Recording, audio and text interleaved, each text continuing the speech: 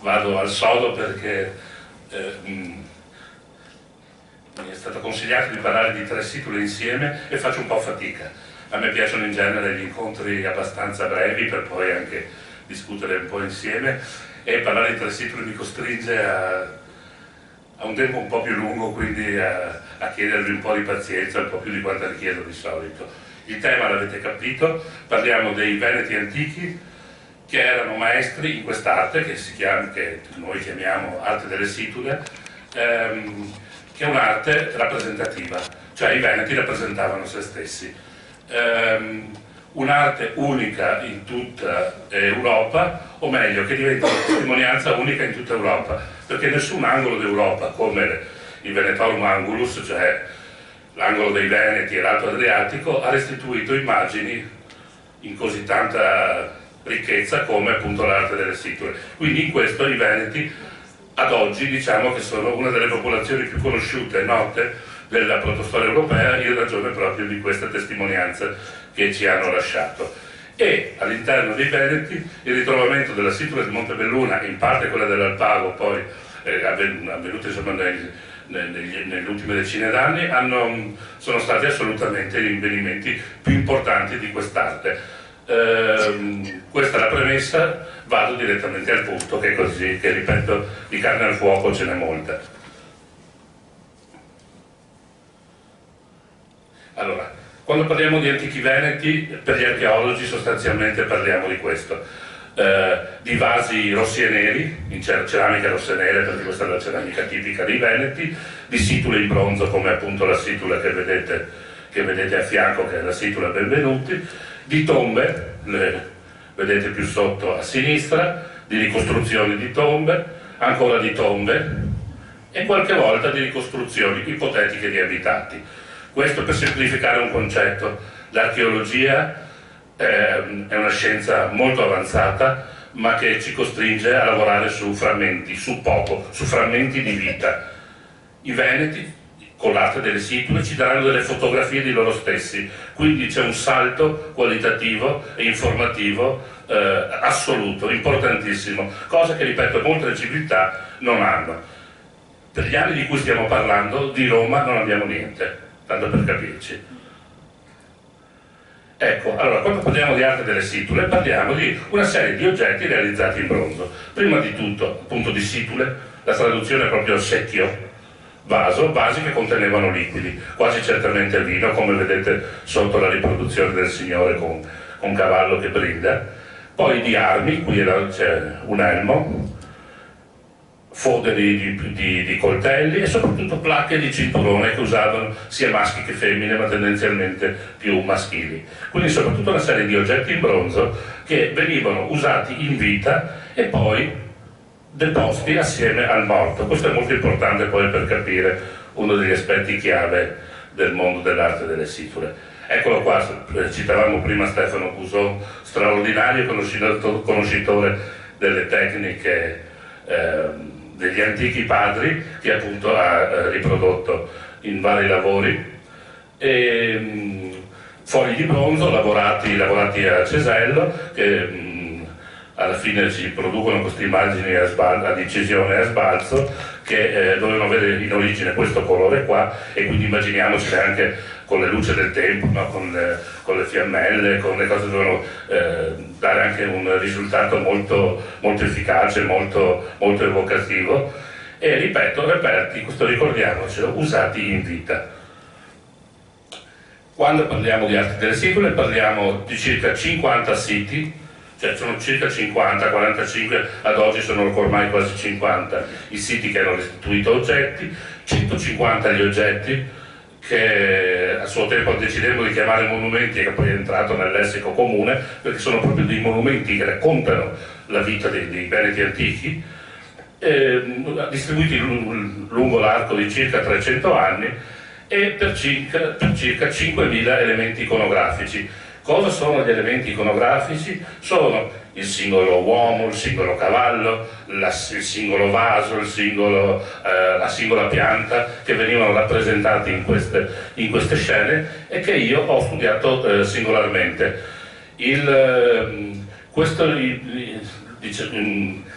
I reperti più importanti dell'arte delle situle, alcuni fra i reperti più importanti, sono stati rinvenuti a fine dell'Ottocento.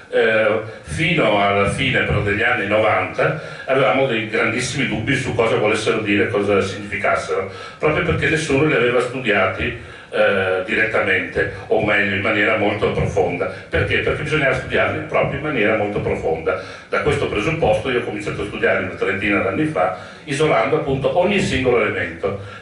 E questa è la base poi di tutta una serie di discorsi che andremo a fare. Ovviamente sarò costretto a saltare molti passaggi, perché lo scopo è arrivare poi al clou, a quello che ci raccontano. Ecco, il dove.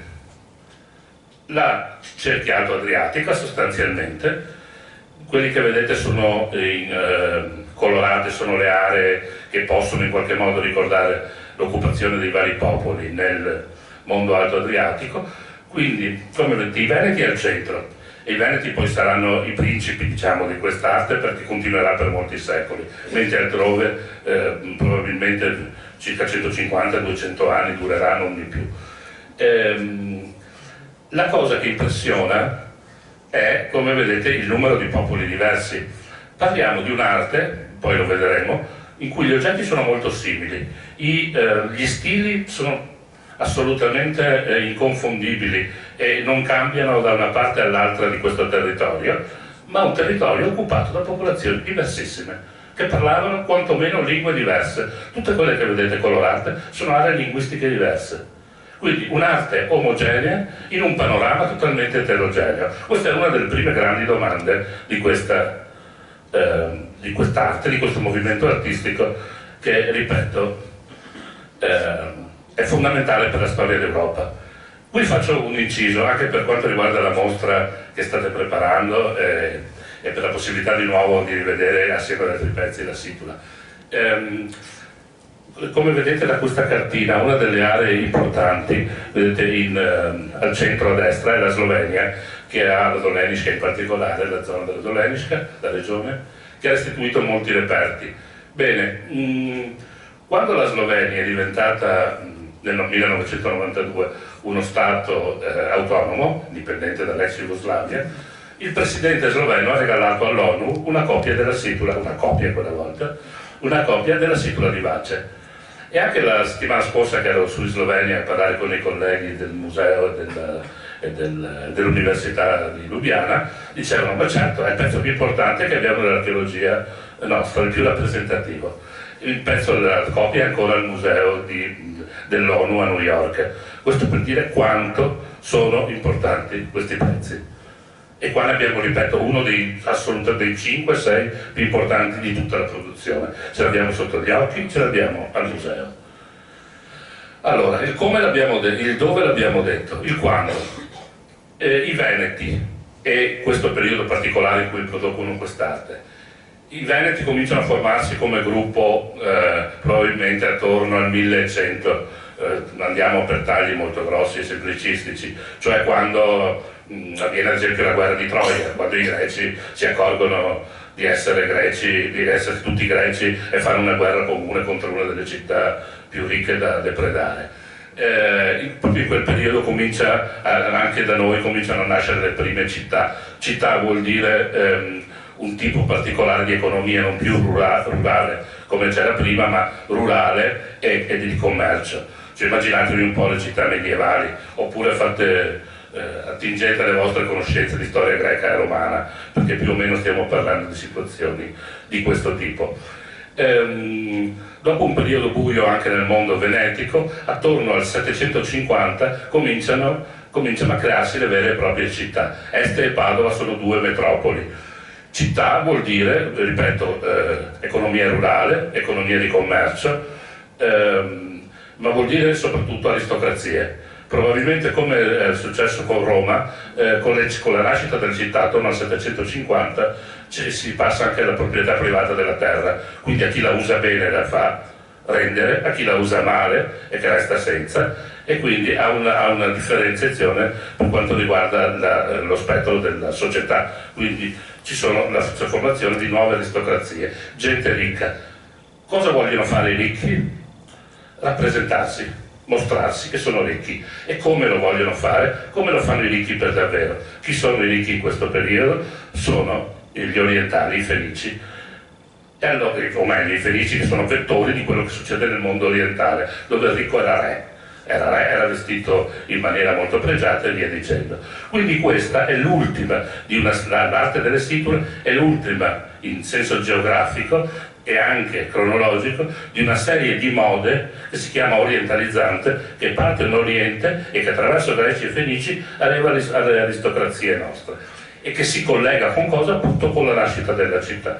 Quindi gli anni che andremo a vedere sono gli anni dal 650 circa al 450-400, qui è un po' più complessa la slide, ma quindi diamo per buono questa fascia, questo periodo, ricordando appunto il 750 a.C. come momento chiave, 753 è l'anno in cui nasce Roma, secondo tradizione storica, 776 l'anno in cui i greci si ricordano che sono tutti greci e allora fanno le Olimpiadi fra di loro, gli altri sono barbari.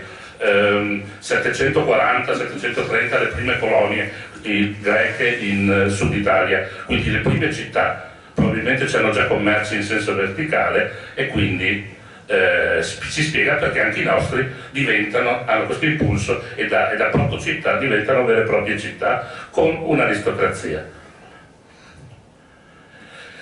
Vi dicevo poi, quest'arte rimarrà in Veneto, impregnata nel Veneto, diversamente da altre regioni, e quindi possiamo definirla come vera e propria arte dei Veneti, fino proprio all'arrivo dei Romani. Guardate questa che vedete, è una sequenza degli elmi che ci sono nel santuario di Vicenza, sempre lamine, sempre dell'arte delle situle, dal 500 all'età, diciamo, di Augusto, del primo di Cesare, o di Augusto, insomma, all'incirca, all'età del passaggio fra Repubblica ed Impero. 5 secoli, tutti scanditi, in cui noi possiamo riconoscere tutto l'armamento. Nessuna città d'Italia ci ha restituito una documentazione di questo tipo. Noi di Roma, di IV, III secolo, non abbiamo niente a livello iconografico, molto poco. Vicenza, nel suo piccolo, molto poco piccolo perché noi la vediamo in piccolo, in realtà ci dà, ad esempio, queste testimonianze. Allora, l'arte delle situle, vi dicevo, era un panorama difficile da studiare, difficile da affrontare perché è troppo complesso, o meglio, perché è molto complesso.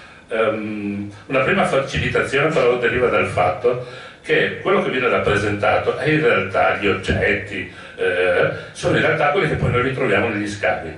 Questo è un trono in legno che vedete a sinistra e un trono rappresentato in un oggetto dell'arte delle situle. Se li andiamo a confrontare sono esattamente uguali. Il trono in legno che viene dal sito di Verrucchio in Romagna, vicino a fra Rimini e aiutatemi, va bene, poco alle spalle di Rimini, San Leo, è un museo che vi consiglio assolutamente di vedere, come vi consiglio di vedere la mostra di Bologna sugli Etruschi, non prima ovviamente di aver visto questa. Ecco, nel sito di Verrucchio sono stati trovati molti materiali in legno e vestiti e l'abbigliamento, cosa che normalmente non si trova, e questo è un trono per signora, dove le signore dell'aristocrazia si sedevano, ovviamente facendo denotare di essere come delle regine. Cioè l'equazione è semplice, come una regina. Su quel trono poteva sedersi solo la mater familias di altissimo rango. Quindi quest'arte delle situle ci dà un sacco di informazioni, soprattutto su cosa? Legno, abbigliamento, scene di vita, o meglio, legno, abbigliamento e altre cose che non conosciamo o poco dagli scavi. I metalli che invece conosciamo dagli scavi, guardate questa immagine a destra, è l'immagine di una situla, quindi rappresentano anche le situle stesse ovviamente, e soprattutto ci fanno vedere la vita nel suo corso. Lo vedremo, adesso lo vediamo velocemente, sfilate pubbliche bellissime in cui ritroviamo di nuovo le situle, portate ovviamente per contenere del liquido che magari veniva, probabilmente anche qui vino, che veniva consumato. O guardate sotto, c'è un cavallo e ci sono i signori con l'ascia, probabilmente sono pronti alla fine di questa di questa sfilata, sacrificare i cavalli. La situla ancora, guardate, per bere, con donne che offrono da bere, uomini che suonano gli strumenti, esattamente come succedeva in Grecia in questo periodo. Gli aristocratici si trovano fra di loro, chi suona, chi canta, poesie, a chi è più colto, a chi racconta di più, a chi ha visto di più. Probabilmente ci sono anche molti viaggiatori, fra l'altro. L'Iliade e soprattutto l'Odissea dovrebbero in qualche modo venirmi richiamati. Giochi atletici. Romolo, quando fonda Roma, fa i giochi atletici. Non si fa una città senza delle festività con giochi atletici. Ed ecco, qui abbiamo lo scontro fra due pugili.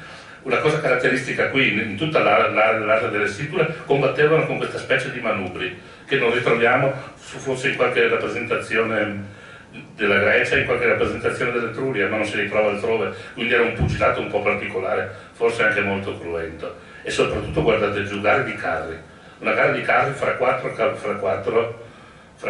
vetture,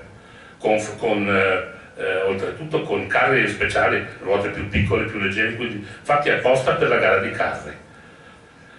Io vengo da Padova è una città che ha una tradizione antica, ma anche che arriva fino all'altro ieri, dall'ippodromo, delle gare di cavalli, e si percepisce con una continuità assoluta fra mondo antico e mondo attuale.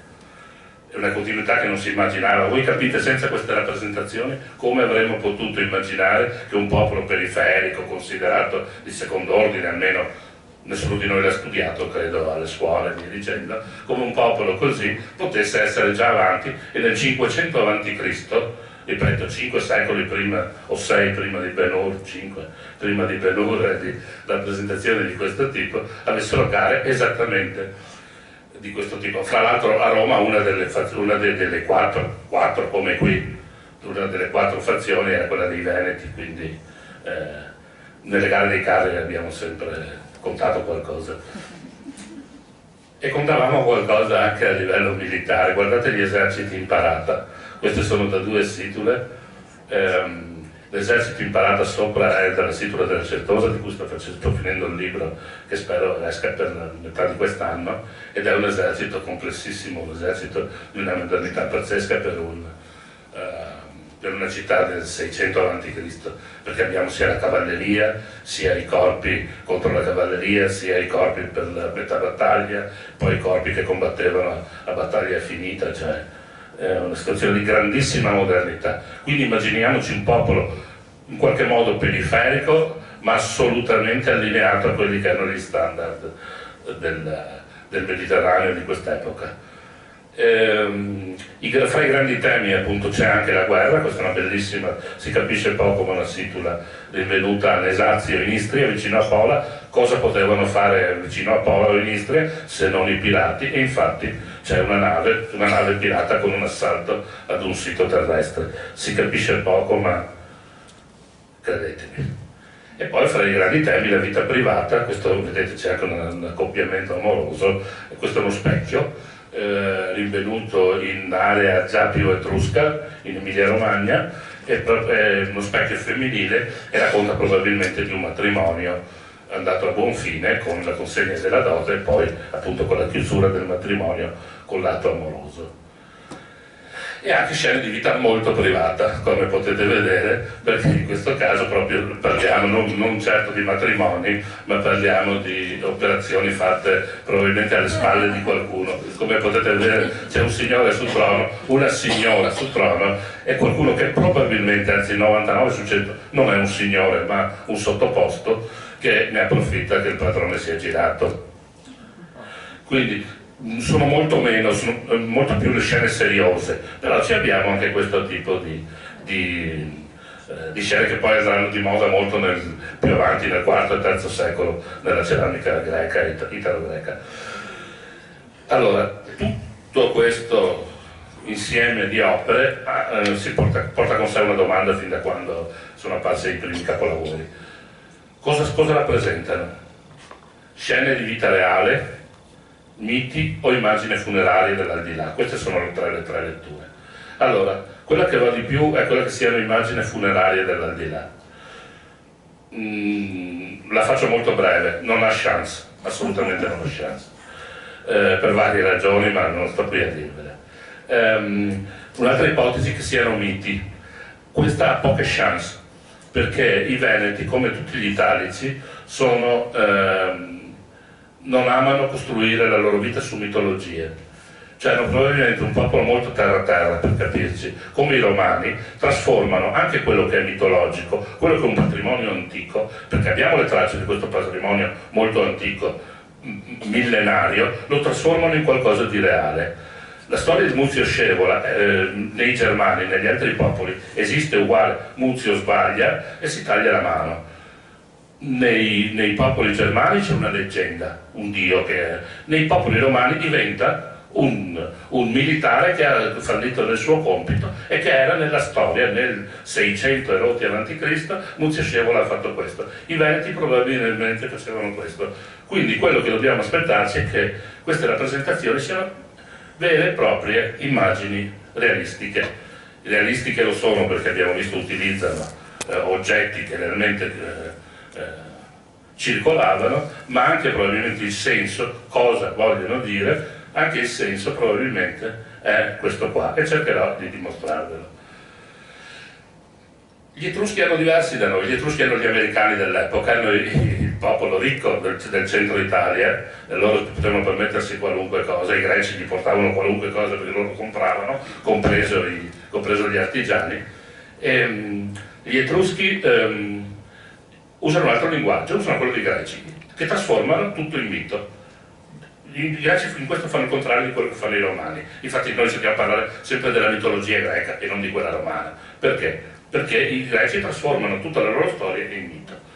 E gli Etruschi, quindi, comprando dai greci e amando i greci, cosa fanno? Trasformano tutto in mito. Come lo sappiamo, ci fregano, nel senso che scrivono i nomi dei protagonisti nelle loro immagini. Questa è l'immagine del Vello d'Oro, quindi degli Argonauti, della saga degli Argonauti, quella che vedete sopra, su una ceramica etrusca, sempre nel 600 a.C., però ci sono i nomi, c'è Medea, che è protagonista, e c'è anche Taitale, Dedalo, l'uomo con le ali a destra. Quindi è troppo facile, molto più difficile cercare di far parlare delle opere apparentemente mute, che però, come vedete, sotto l'esempio di una Siton, usano lo stesso linguaggio. C'è il pugilato, ci sono le stesse cose, addirittura gli stessi simboli, che sono probabilmente simboli astrali, come andremo a vedere. Questa è l'unica nozione teorica su cui vi chiedo un attimo di sforzo. In questo periodo, qual è l'ulteriore difficoltà a tradurre queste immagini? Perché il concetto è questo, tradurre e cercare di capire. Sono ricchissime, vediamo cosa contengono. Una delle molte difficoltà, non l'unica, è il tipo di linguaggio, come è costruito il linguaggio. Allora, dove vedete A è il linguaggio che si chiama monoscenico. L'artista sceglie una scena rappresentativa. Quando vedete 10 persone con un legno grande che accecano un uomo con un occhio solo, quello è l'Iliade Polifeme, è l'Odissea e Polifemo, che viene...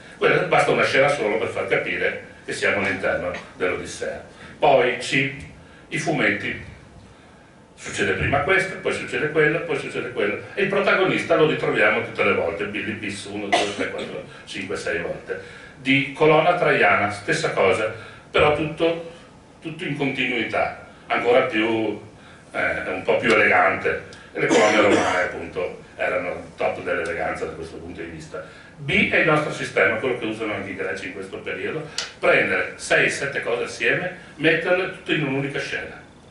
È difficilissimo, perché il protagonista compare una o al massimo 2 volte, e soprattutto, e qui arriviamo alla vostra meravigliosa mostra, il tempo e lo spazio vengono compressi.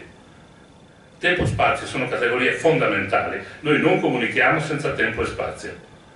I nostri verbi contengono già il tempo e spesso contengono anche lo spazio. Senza spazio e tempo noi non comunichiamo, comunicheremo forse peggio che delle scimmie. Quindi immaginatevi cercare di capire queste cose senza capire spazio e tempo. Lo scopo, appunto, per riuscire ad arrivare a capire cosa ci dicono, è quello di trovare il modo in cui questi artisti che vedremo erano geniali, costruivano questa, in un'unica scena, l'articolarsi del tempo e dello spazio, che ripeto un tema meraviglioso della nostra mostra, che già a priori come dire, diventa attraente.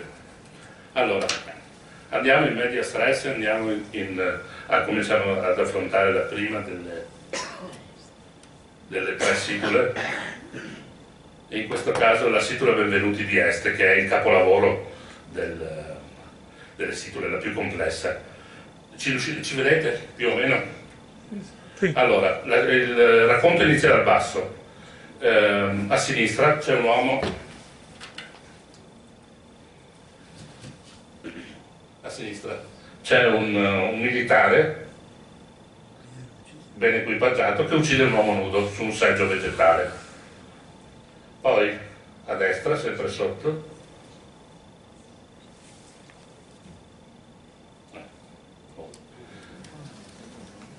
qui, militari ben equipaggiati che portano dei prigionieri. Signore su carro che viene fermato da un altro militare molto ben equipaggiato. Sopra la sosa, grazie mille.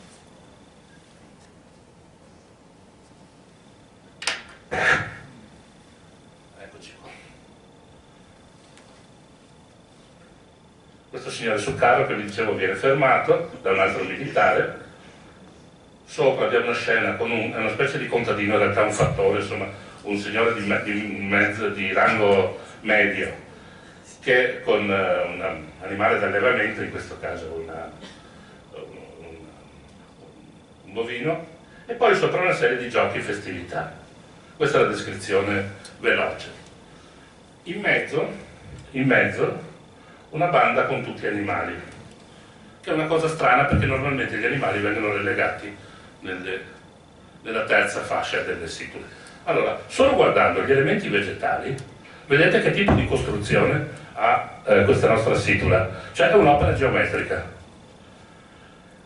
L'opera geometrica è l'opera migliore per poi nascondere quei richiami, quei nessi di cui vi parlavo prima. Non a caso poi tutta la poesia di questo periodo, la poesia greca, è molto ritmica e geometrica. Quindi qua abbiamo una proiezione di quello che era proprio il modo di pensare degli artisti di quest'epoca. Il primo importantissimo nesso, che era già stato visto da una studiosa qualche anno fa, è questo qui, questo verticale, dove c'è il signore, che è chiaramente il protagonista della situla, in alto a sinistra, un leone e lo sconfitto, anche lui seduto, però dove? Su un seggio vegetale, come dire, l'uomo della foresta, tanto per essere semplici. Allora c'è il signore come un leone ha sconfitto il nemico, il capo dei nemici. E qui entriamo cominciamo a entrare nella nostra cifra. Poi il secondo, dopo averlo sconfitto, voi immaginatevi la chiusa, quindi non importa che ci sia il taglio qui. Dopo aver sconfitto, l'esercito nostro, che è tutto ben equipaggiato, vince si porta dietro dei prigionieri. Il capo dell'esercito arriva dove? Nel territorio, nel nostro territorio, a casa nostra. Quando si rientra, se vi ricordate c'è l'esempio di Cesare, quando si rientra, anche se si ha diritto al trionfo, come il signore su carro, che si porta dietro i prigionieri alla fine della campagna, prima di entrare bisogna lasciare giù le armi. È una legge che Romolo ha fatto per Roma, è una legge che vale per moltissime entità indoeuropee. Siamo noi che recentemente ci siamo riportati gli eserciti in città. Gli eserciti devono stare fuori dalla città secondo le regole indoeuropee. Le armi non entrano in città c'è la legge.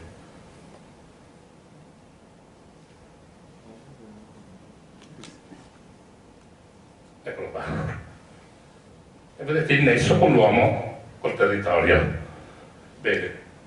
Poi le gare, vedete le gare di pugili, dove ci fanno capire che partecipano i ricchi perché si sono tolti il vestito. Questo è un vestito borchiato, pieno di borchie. Immaginatevelo scuro e pieno di borchie di bronzo, una cosa eccezionale. I grandi cappelli alla cowboy, che sono quelli appunto dei signori di primo rango. Poi notate quest'ascia, la teniamo qui in un angolo, e poi il signore che beve a questo cavallo con un gesto abbastanza incomprensibile. Questa è una situazione molto molto difficile, non a caso ripeto è stata lì molti anni.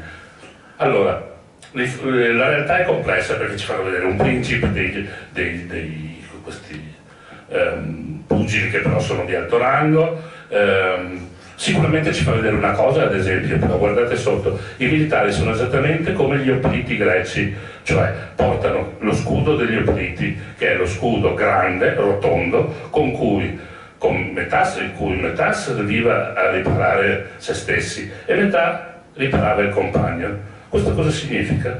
Che fra i due compagni, che poi ovviamente a scalare diventano l'intero manipolo, doveva esserci una grande solidarietà. Chi sono a combattere? I ricchi, perché le armi oplitiche tutte in bronzo potevano permettersi solo i ricchi. Questo è il segno della città greca, il perché nasce la democrazia. La democrazia nasce in battaglia, anche in battaglia, dove gli opliti stanno uno a fianco all'altro. Sono i ricchi che al momento del bisogno si affiancano uno all'altro e vanno in battaglia stretti uno all'altro. E qua ci fa addirittura vedere che vincono sui nemici. Nemici che hanno i capelli lunghi, diversamente dai nostri che sono sempre rasati, quindi possiamo immaginare a qualcosa molto vicino ai Celti o Protocelti, e che hanno ancora gli scudi vecchi, quelli piccoli, non hanno ancora gli scudi importati dalla Grecia. Eccolo qua, questo è un esempio delle battaglie greche. Vedete, la falange che poi sconfiggerà Dario, la famosa falange ateniese, che sconfiggerà le armate persiane. Perché? Perché erano uniti.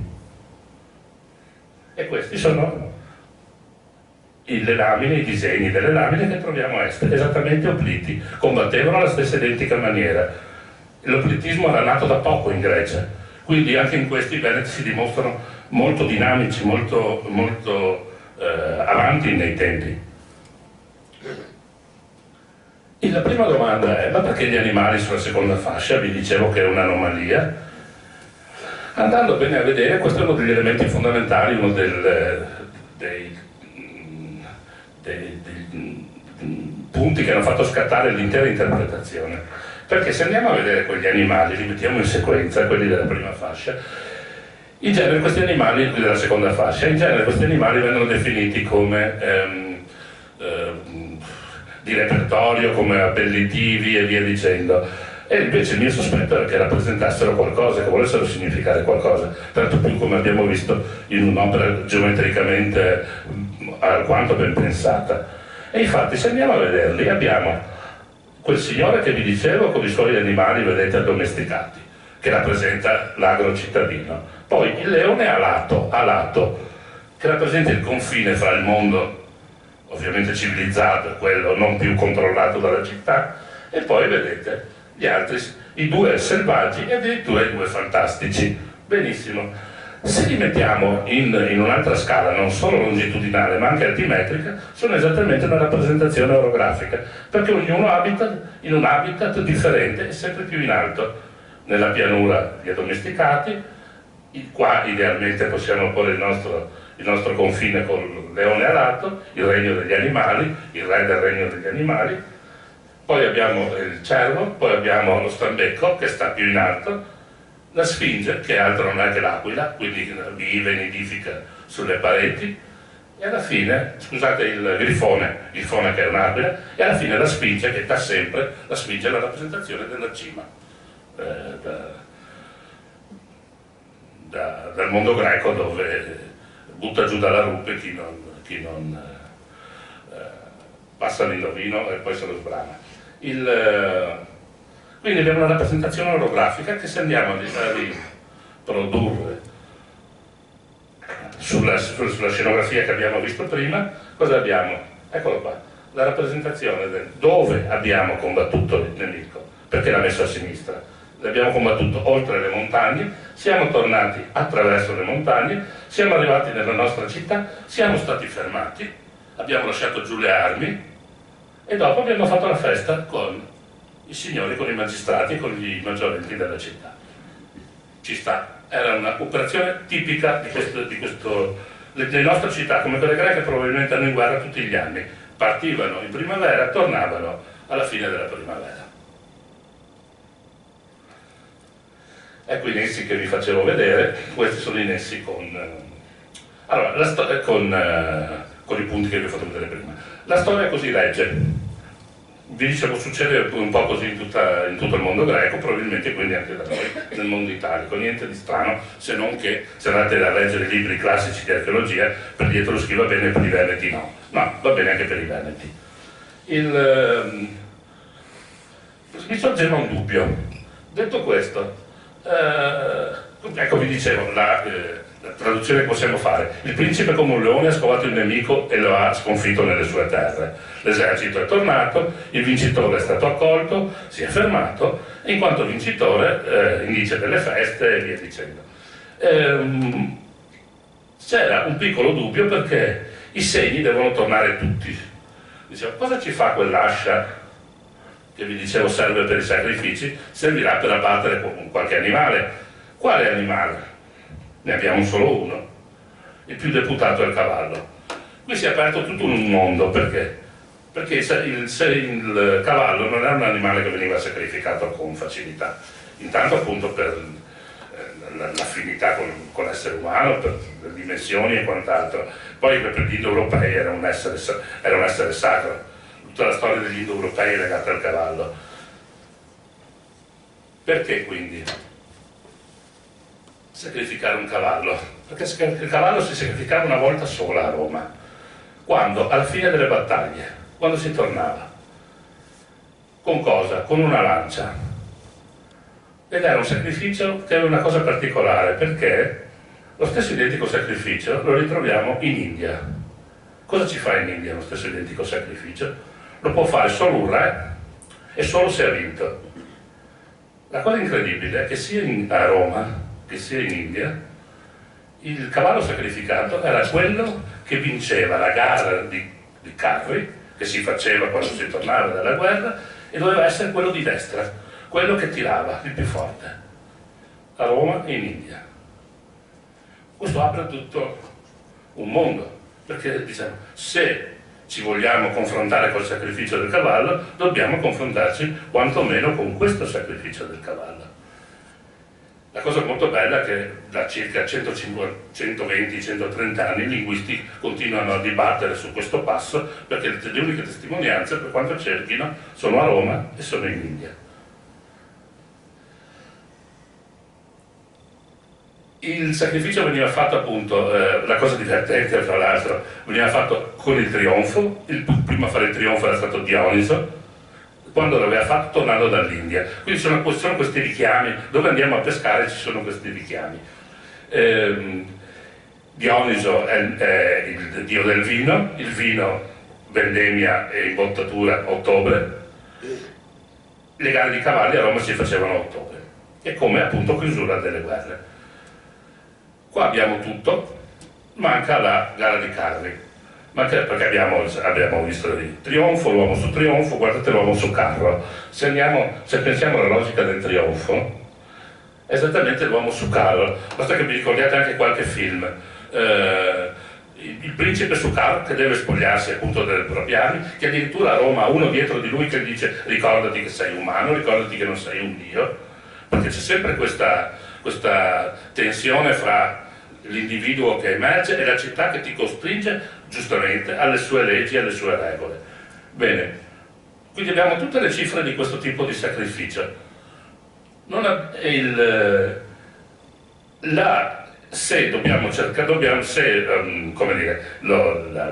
Il punto nodale è se avere il coraggio o meno di seguire questa strada appunto degli indoeuropei.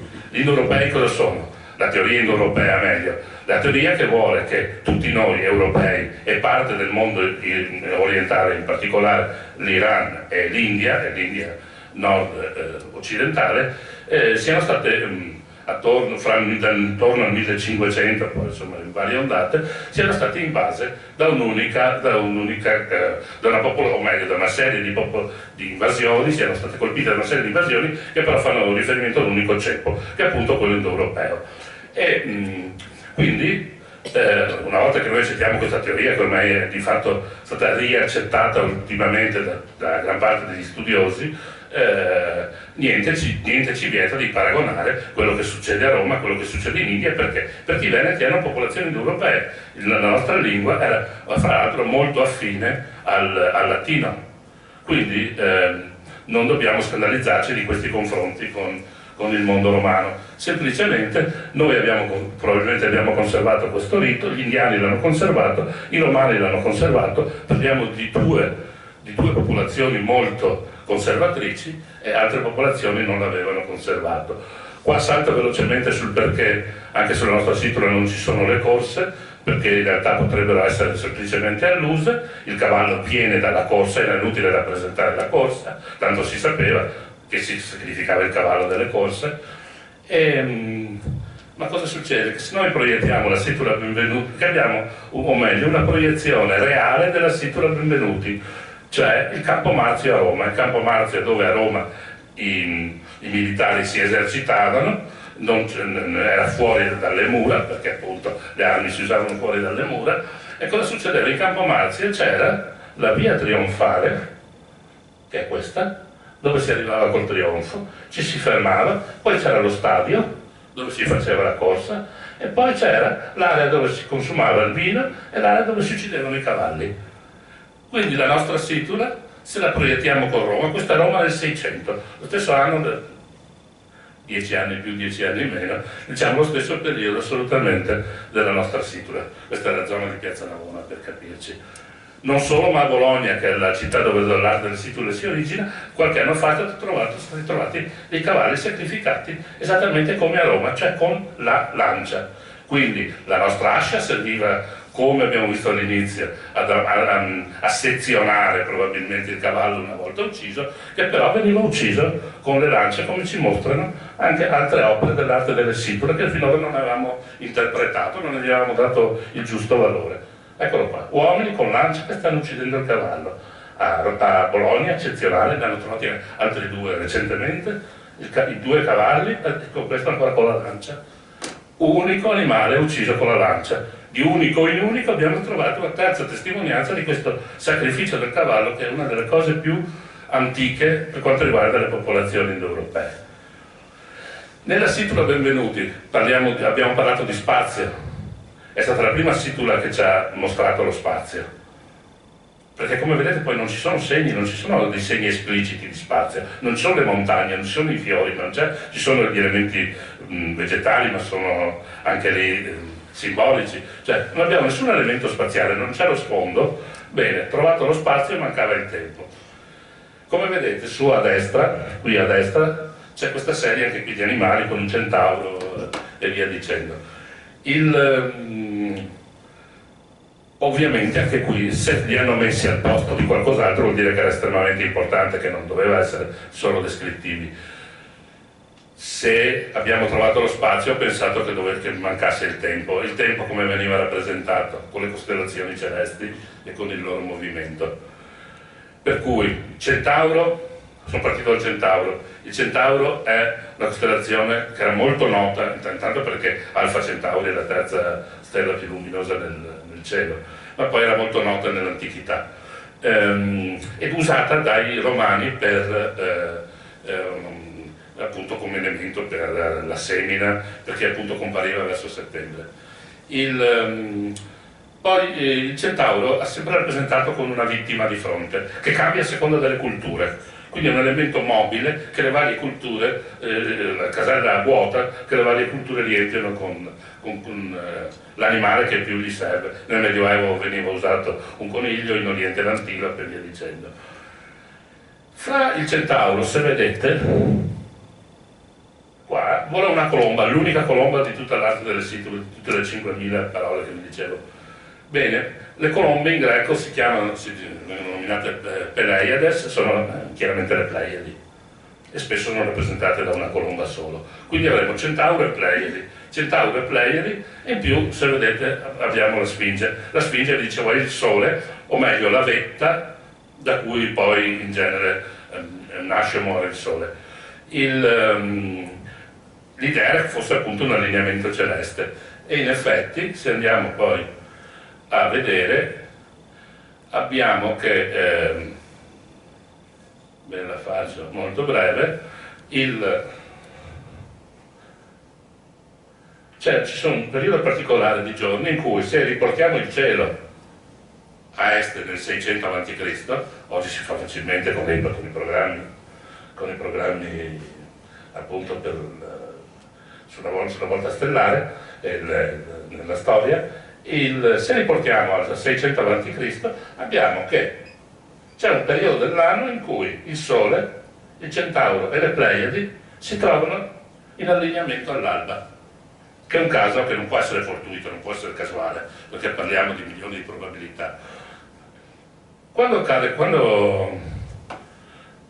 avviene questo periodo? Avviene esattamente nel 3 di ottobre. Non vi avevo detto che il sacrificio del cavallo a Roma si fa il 15 di ottobre. Quindi non solo abbiamo un allineamento che non può essere casuale, ma questo allineamento è esattamente uguale a quello che ci dice il calendario romano.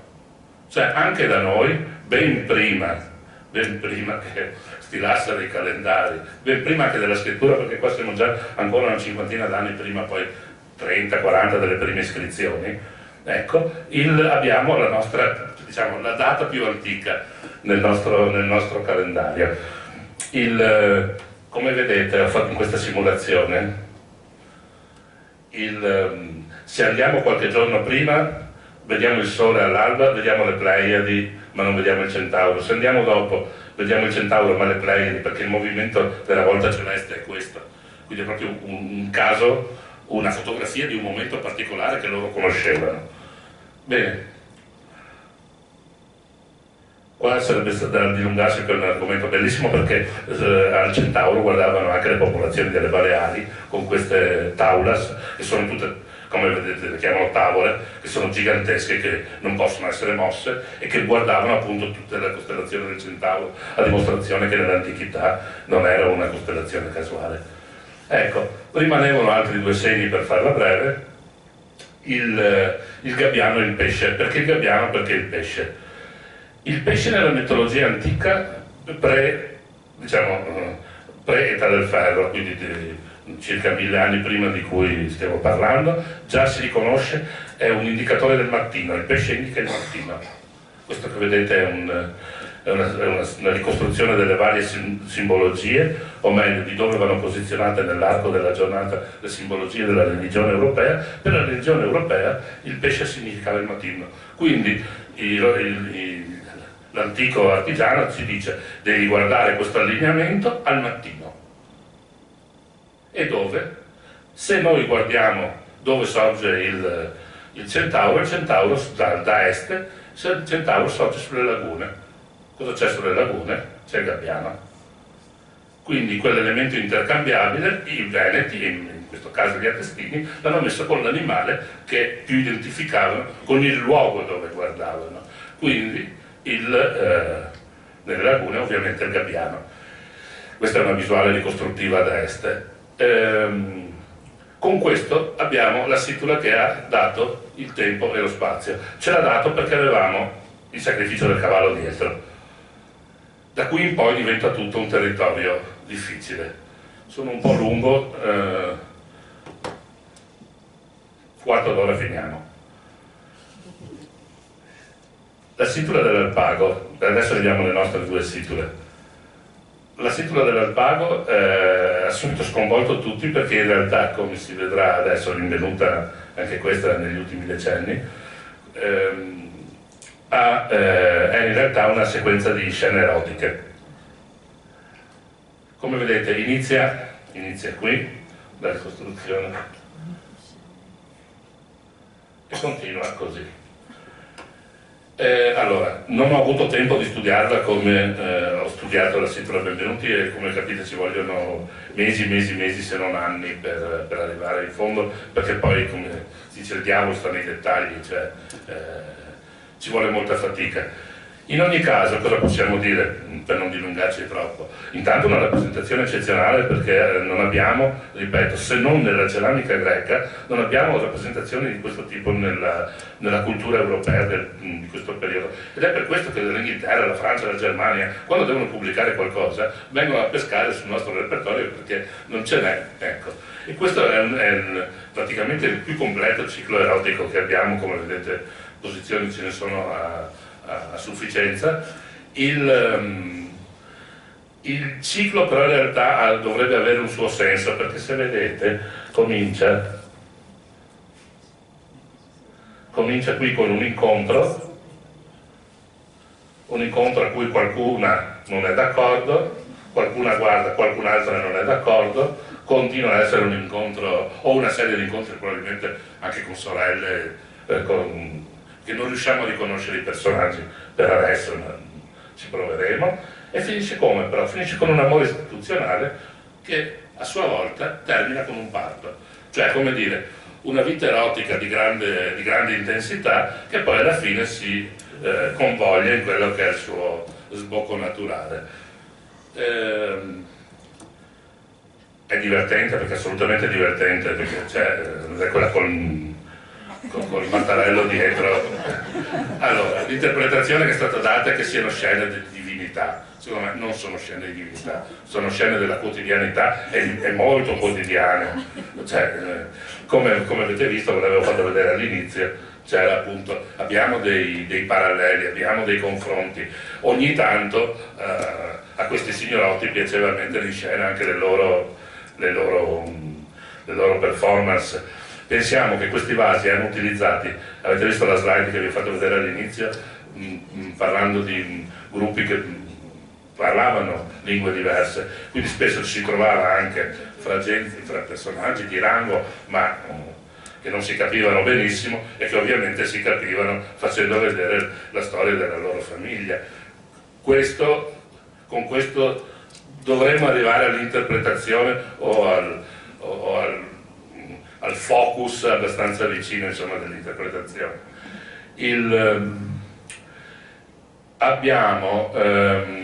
Siamo certi che ad esempio l'amore fatto a letto sia il segno dell'amore, quello per bene.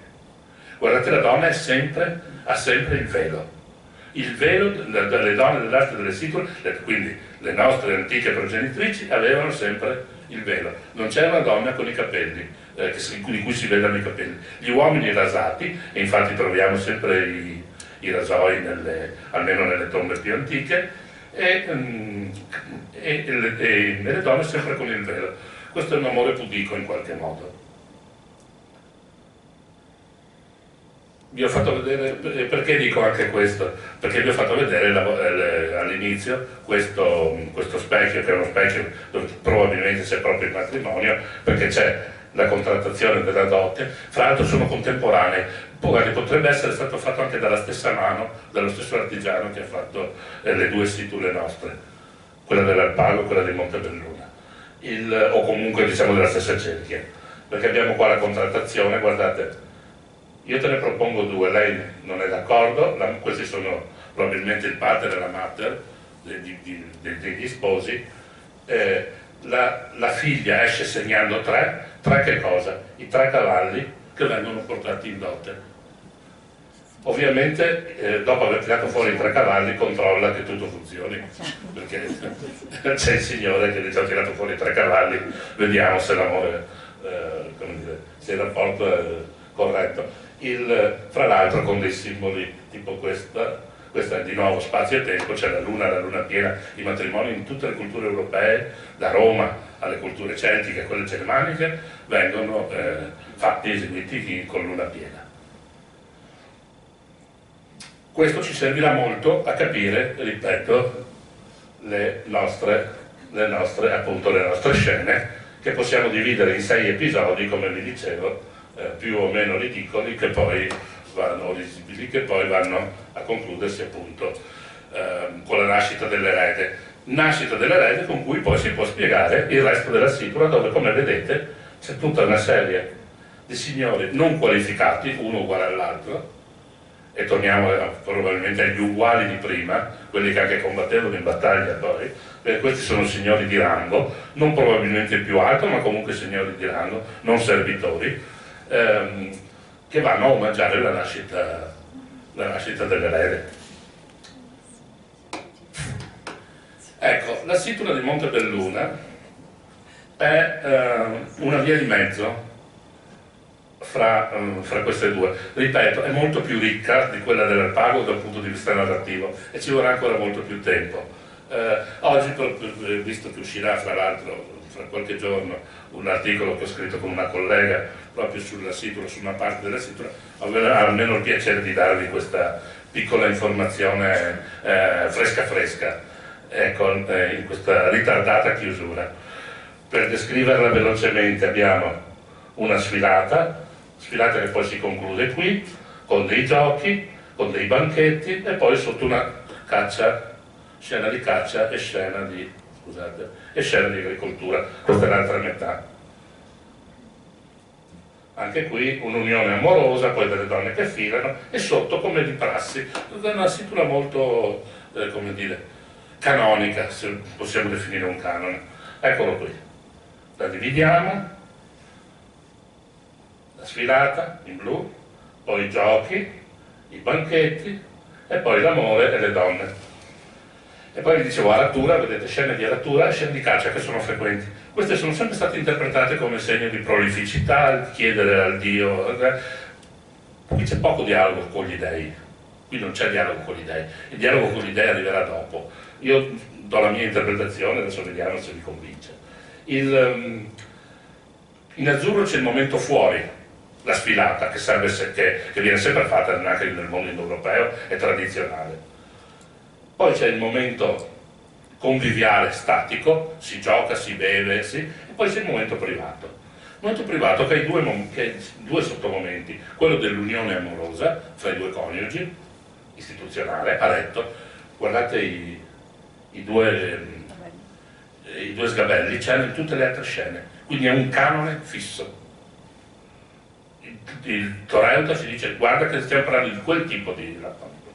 E alla fine le due filatrici. Quindi cos'è il mondo della donna? Penelope. Nel mondo antico le donne erano tessere e filare, chiuse in casa. Bene, quindi partiamo da queste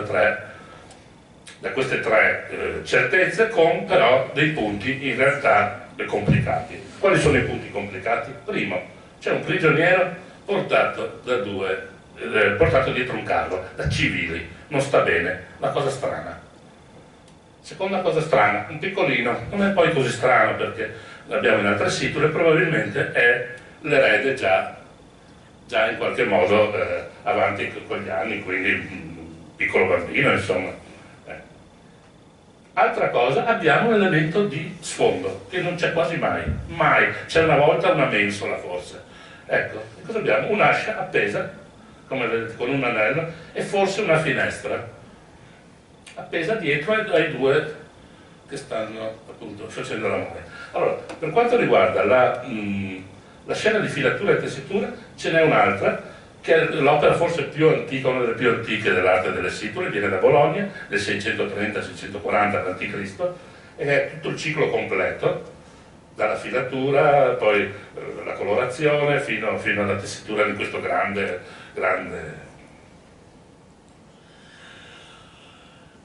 arcolaio.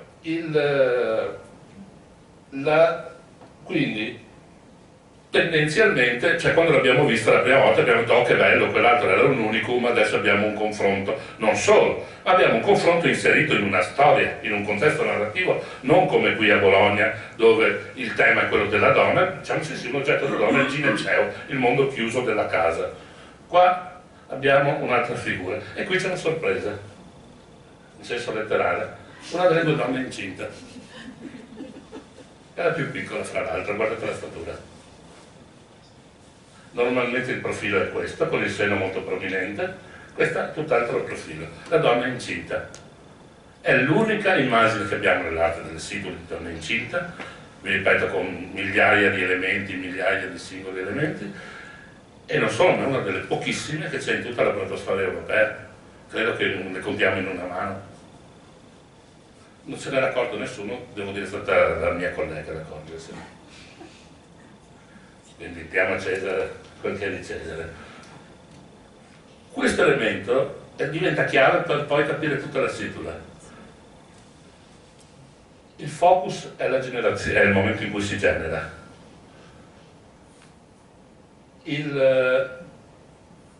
Diversamente dalle altre situle che sono tutte maschili, questa però ha i due aspetti, ha quello maschile e quello femminile. E adesso lo vediamo. Quello maschile, l'ascia attaccata lì è esattamente, ci fa capire che è usata nello stesso modo in cui veniva usato nel mondo romano ed etrusco. L'ascia è il segno del potere del capofamiglia, che è il giudice della famiglia, ha lo ius, e con la sua ascia può uccidere, ha la facoltà di uccidere, può uccidere gli schiavi, proprio perché è il capofamiglia. E poi nei fasci di Tori avremo appunto i fasci e le asce che rappresentano appunto il potere. Bene, se abbiamo un prigioniero, allora, da un lato abbiamo un maschio che dice che è un maschio con la facoltà di uccidere, quindi un capofamiglia, un pater familias, il capo della gens, del grande gruppo famiglia inteso, non la famigliola, intendiamo proprio la famiglia Giulia, la Flavia e via dicendo.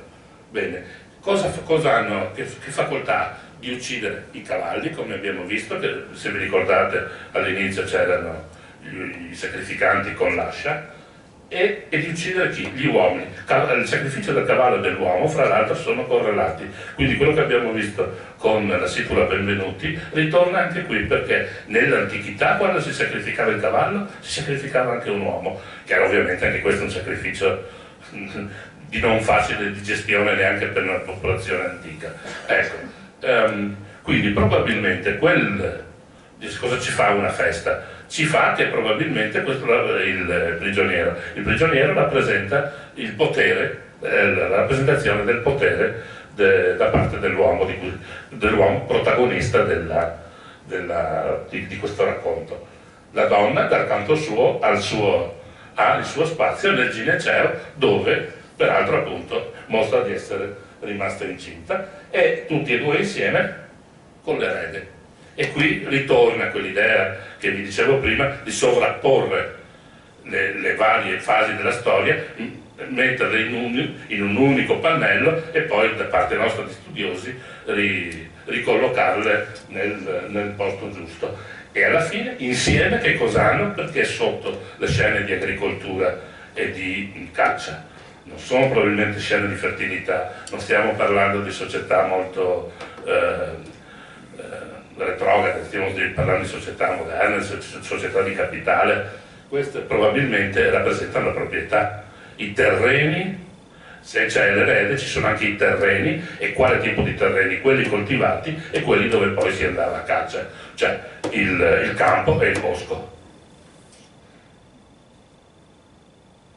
Quindi, per andare a chiudere, Este, che è una metropoli, ci mostra qualcosa di molto vicino a Roma. Non mi sono fermato sui dettagli, ma comunque qualcosa che è patrimonio del DNA culturale delle popolazioni venetiche, che a questo punto dobbiamo considerare molto vicino a Roma, ma ancora portatrici di tutto quel patrimonio appunto di origine indoeuropea. E non dobbiamo aver paura di stoganarlo, di cercare in questa direzione, perché poi i conti contano persino fino alla data.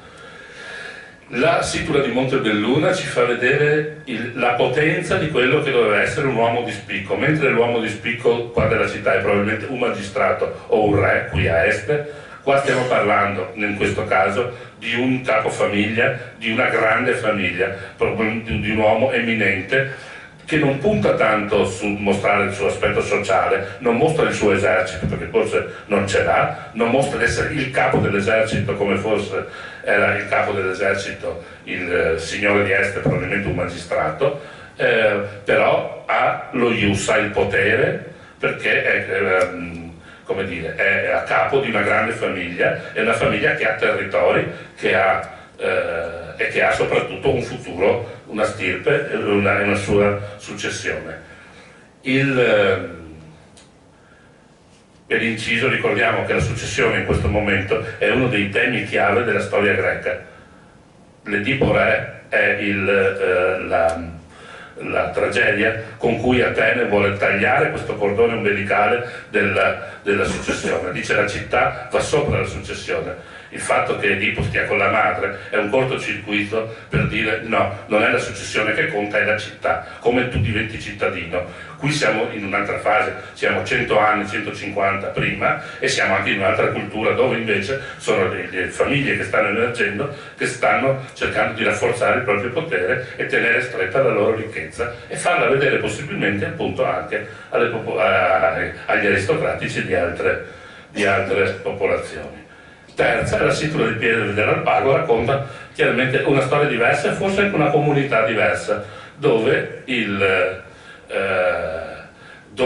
differentemente da qui, dove nella prima fascia vediamo tanti signori di rango con i loro carri che partecipano a questa festa, forse cittadina, comunque ad una grande festa. Questa è una festa del padrone, diciamo, di un'area, del capo di un'area, dove le persone di rango un filino più basso vanno ad omaggiare il suo padrone. Quindi proprio tre realtà anche dal punto di vista culturale, sociale, di sviluppo, leggermente diverse fra di loro, comunque tutte quante all'interno di questa grande famiglia dei Veneti antichi. Grazie.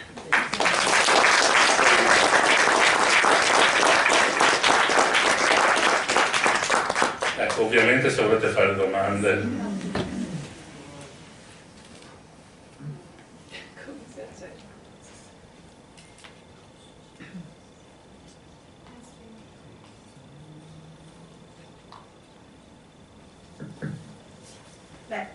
Comincio io ringraziando perché ha fatto veramente un miracolo.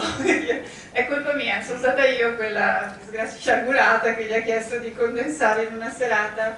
Lavoro di quanti anni? L'avevi detto? Ho cominciato nel 94. Ecco, quindi capite lo sforzo immane che è stato fatto e anche la bravura di riuscire comunque, insomma, a spiegarci questo mondo. Io personalmente sono rimasta stupita perché la vedo tutti i giorni, questa situla è il pezzo più importante, devo dire, del nostro museo e sì, quanto aveva ancora da dare, da scoprire, cioè come tutte le cose, sì, non basta guardare, bisogna saper vedere, saper cogliere. E questo è il frutto di anni di studi, di passione e di attenzione, e questo ci incoraggia anche perché non è mai finita. No, è quello che ci piace, no? Di continuare anche cose, cioè anche cose che già pensiamo di conoscere, invece in realtà ci parlano ancora sempre di qualcosa di nuovo.